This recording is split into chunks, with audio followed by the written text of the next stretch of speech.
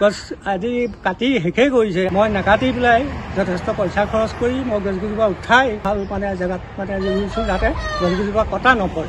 এই গছকেইজোপা electricity 4 লেনৰ electricity বৰ্ডৰ তলত পৰি গ'ল। গছকেইজোপা আৰু অলপমান ওখ হৈ গ'লে চিধা লাইনতে লাগি যাব। গতিকেলৈ চৰকাৰে মোক অৰ্ডাৰ দিলে যে গছকেইজোপা কাটি পেলাওক। মই নাকাটি পেলাই যথেষ্ট পইচা খৰচ কৰি মই গছকেইজোপা উঠাই নি আকৌ গছ ভাল জেগাত ৰুইছোঁ যাতে গছকেইজোপা কটা নপৰে।